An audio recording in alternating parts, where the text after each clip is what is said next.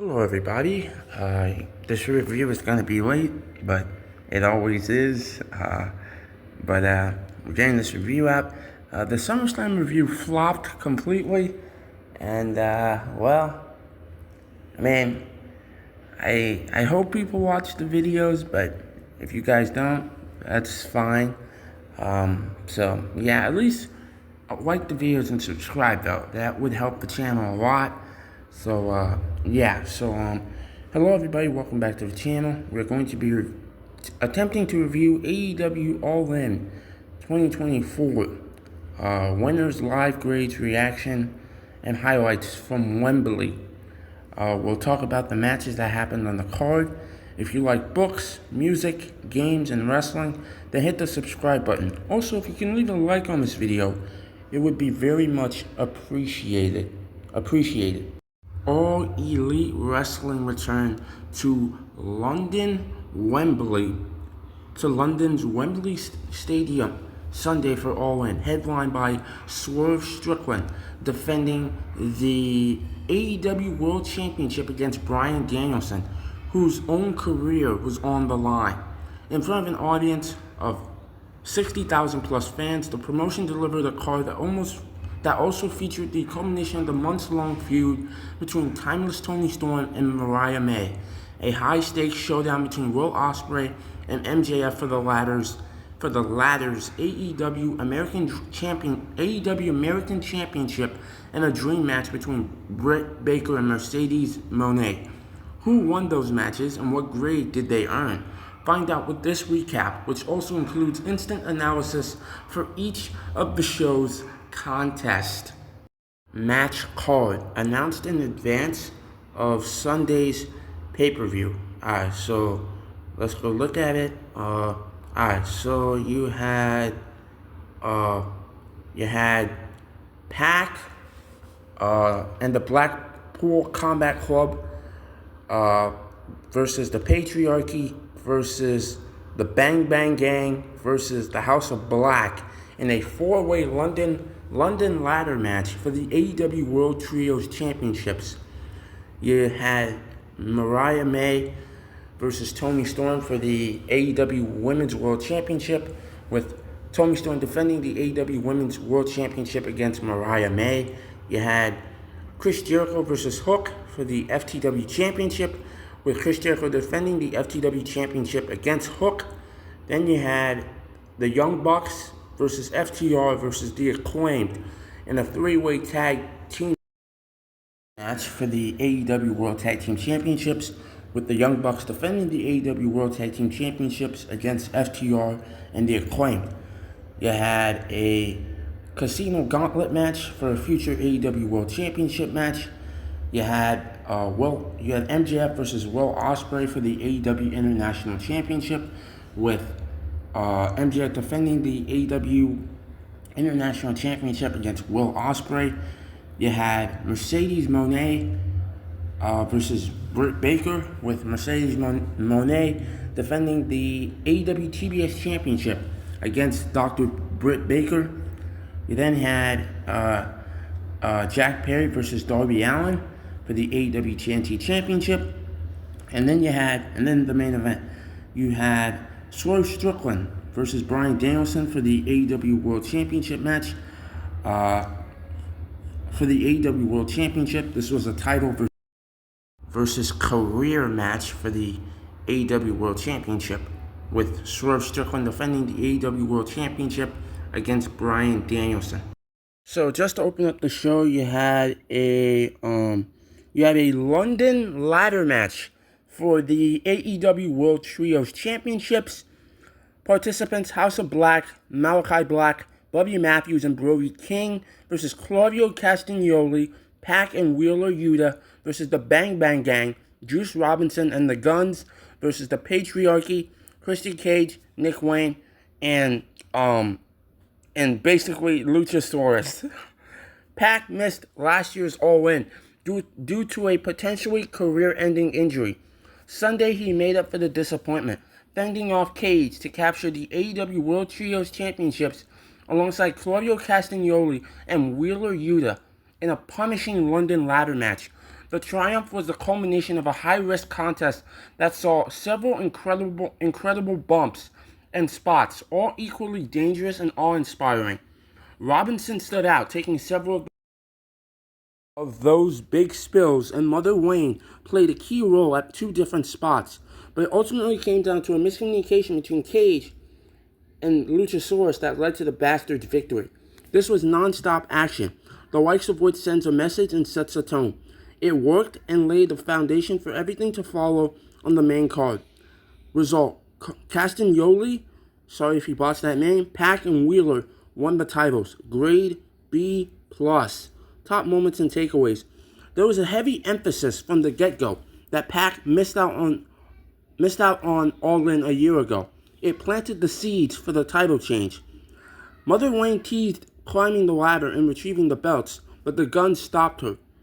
The first big ladder spot saw the Guns with stereo sleepers on Castagnoli and King, only to be driven off the ladders and through the tables below. Yeah. He will agree with Bleacher Report that there were dangerous spots, as there always are in these ladder matches.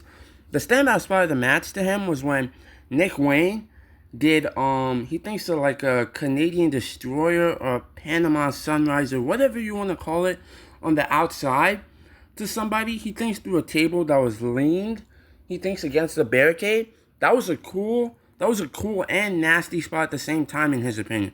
But overall, he thought this was a weak ladder match and a weak way to kick off the show.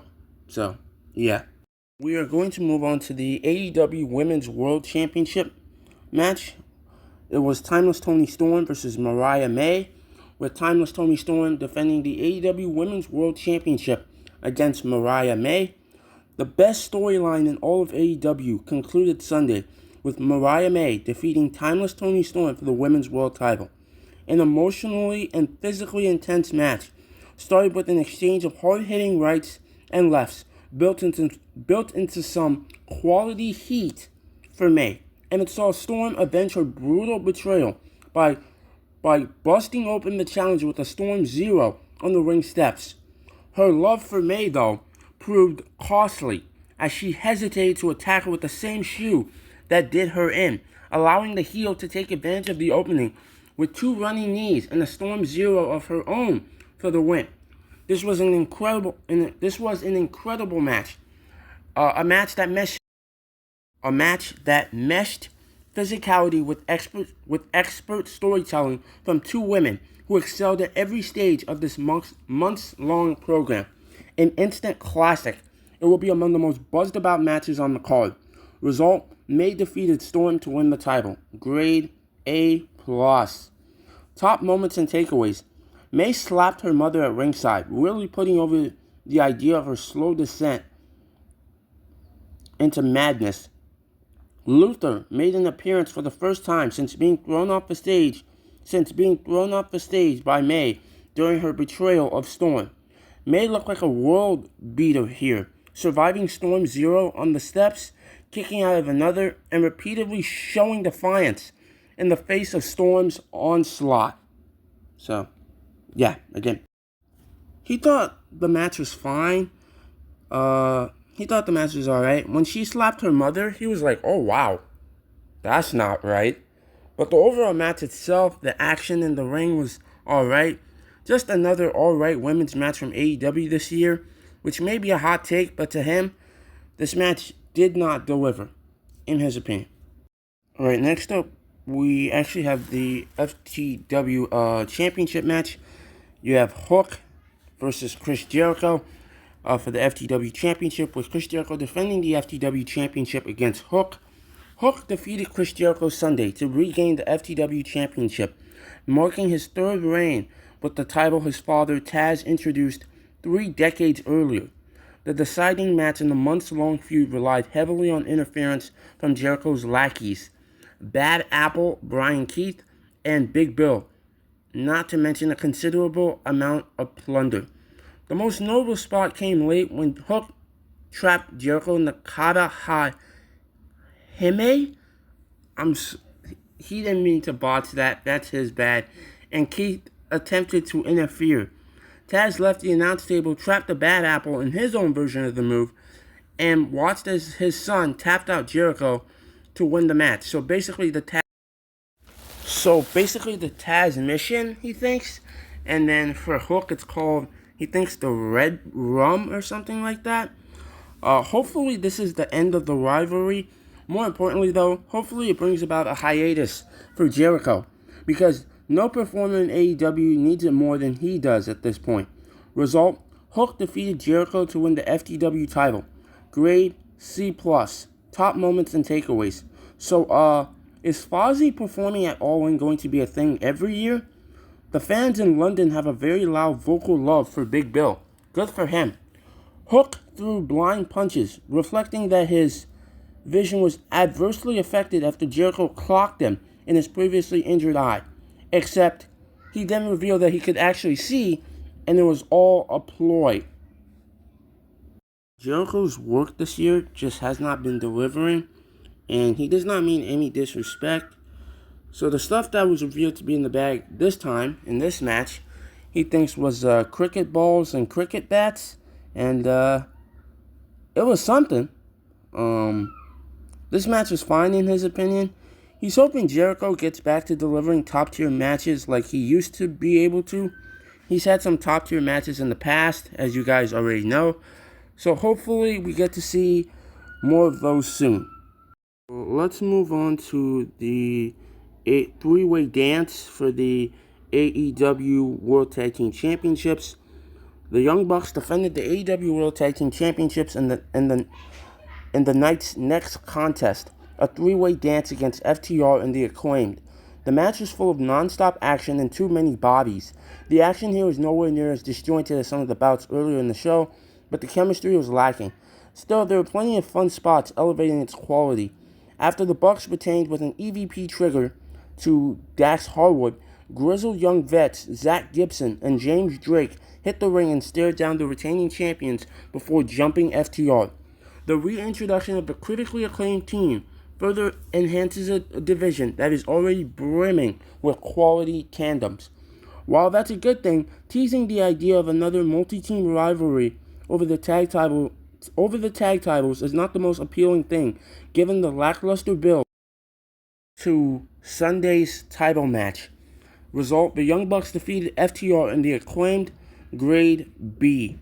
Top moments and takeaways. The Bucks employed a Sgt. Pepper theme for their entrance. The crowd did not react. Somebody should take the mic away from Caster at this point. It's all diminishing returns at this point. Caster joined Matt Jackson for an EVP trigger, then Wheeler for a shatter machine in a fun spot. This match was not bad, but he wouldn't say this was top tier either. He does not have that much to say about this match, so we're going to move on to the next match. Alright, next up we have the Casino Gauntlet match. Order of entry: Orange Cassidy, Kazuchika Okada, Nigel McGuinness, Kyle O'Reilly, Zack Sabre Jr., Roderick Strong, Mark Briscoe, Hangman Page, Jeff Jarrett, Ricochet, Christian, and Luchasaurus, AEW promised the unexpected in the Casino Gauntlet match for a shot at the AEW World Championship, and it did not disappoint. First, we got the in-ring return of legendary former Ring of Honor World Champion and commentator Nigel McGuinness. From there, we have a special appearance from New Japan Pro Wrestling star Zack Sabre Jr. The most unforgettable moment came when Ricochet made his AEW debut, entering through the curtain to a thunderous ovation and wasting little time showcasing his explosive offense. Despite all of the surprises and some superb in-ring content that came about because of them, it was the arrival of Christian Cage late in the match that set up the finish. Luchasaurus emerged from the locker room as the final entrant, teasing that he had set aside the moniker that Christian gave to him and was about to put an end to his relationship with the leader of the patriarchy, only to lay out O'Reilly and hand Cage the victory and title opportunity. The finish was a letdown considering everything that preceded it. We have already seen more than our fair share of teasers from the Dino masked big man that his partnership with Cage was about to come to an end, only for him to do what was in the best interest of the heel. It was wholly unnecessary. Cage could have stolen the victory in any other form or fashion that would not have felt as repetitive as this did. Result: Cage won the guaranteed title opportunity. Grade A. Top moments and takeaways. The crowd came unglued for McGuinness's arrival. It was legitimately among the best, most rewarding moments of the show to see a decorated professional wrestler have their moment in front of his fellow Brits. Jarrett received his own massive pop, an indication that fans' respect for the last outlaw will ultimately turn him into a full-blown babyface, something few could have expected from him in AEW. Karen Jarrett distracted Paige at a point in time, and her husband Jeff laid him out with a guitar shot to essentially take the former world champion out of the equation. This was another weak match on the show.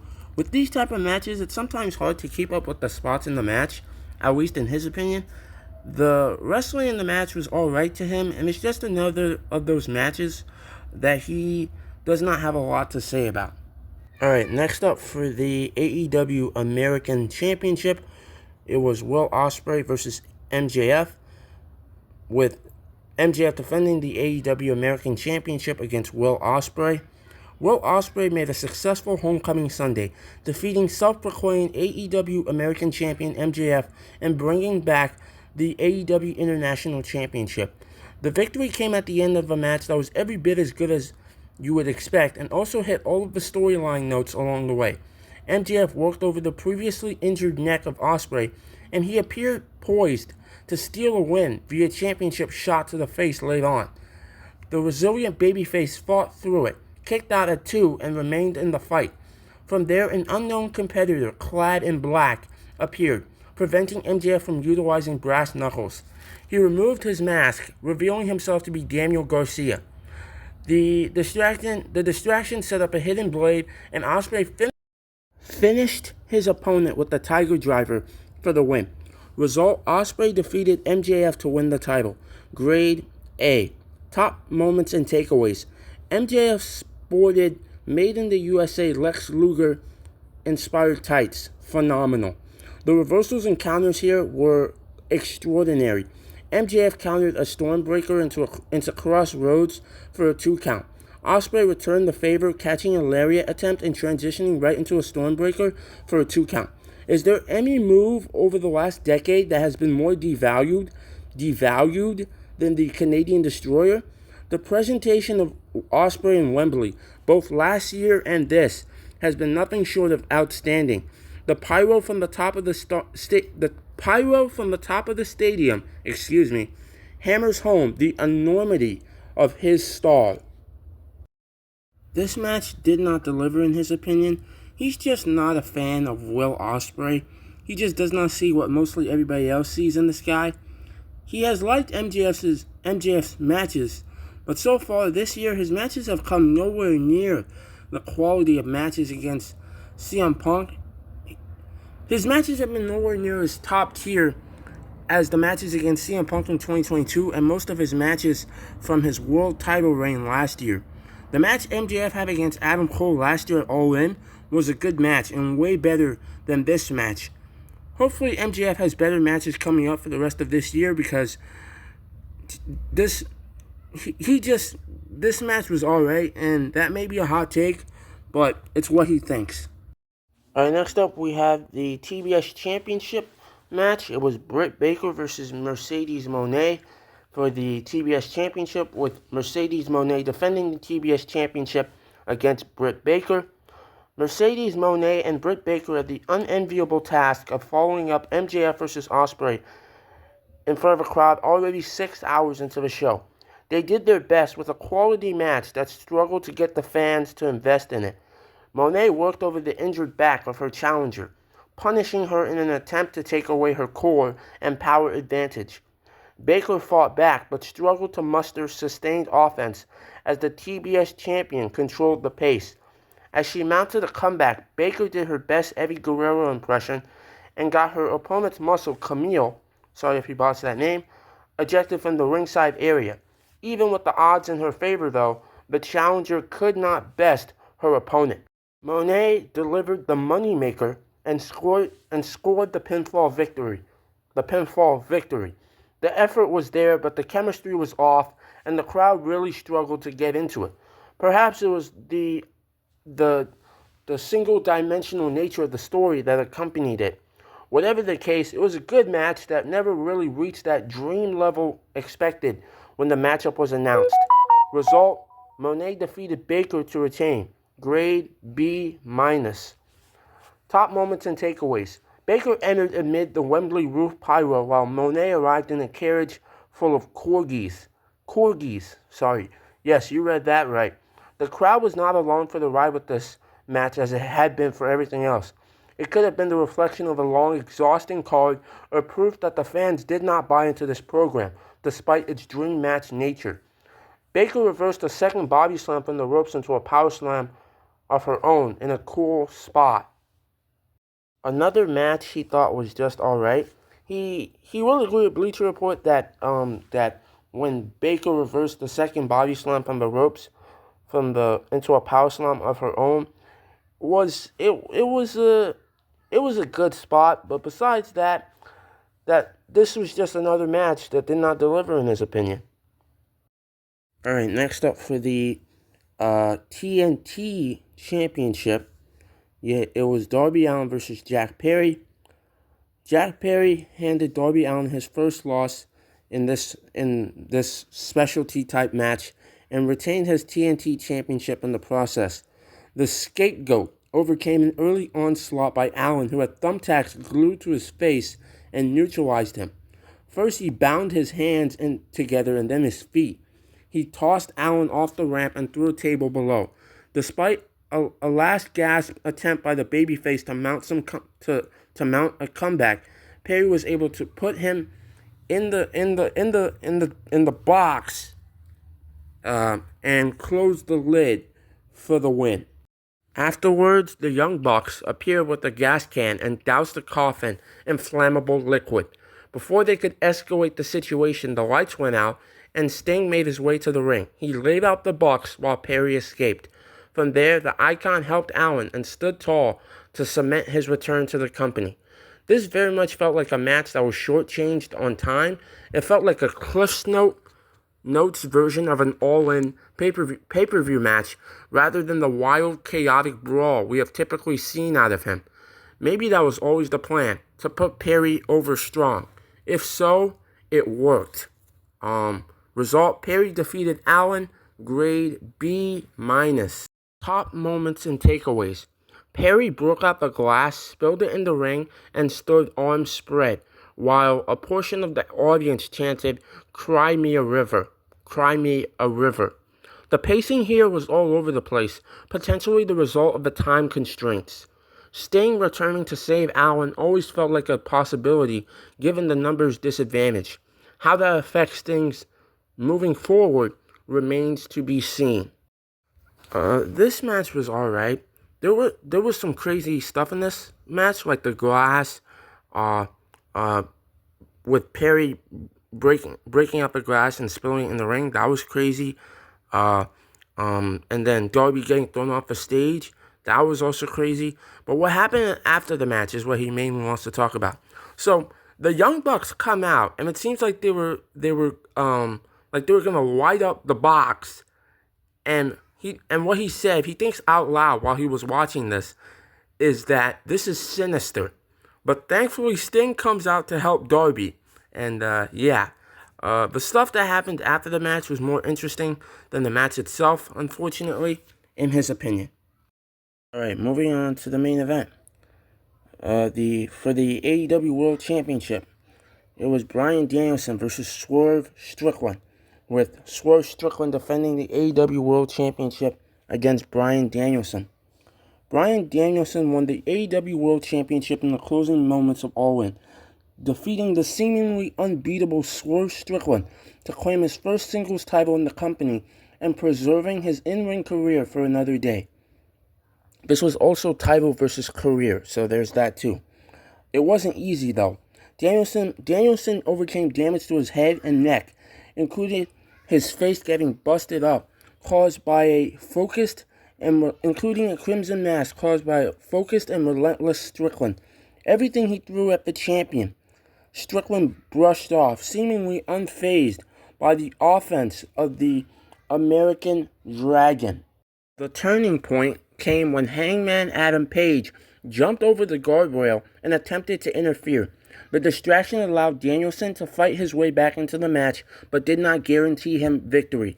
Instead, it was a Busaiku knee to the back of the head and the label lock with a little joint manipulation thrown in for good measure that allowed the babyface to earn the win and title.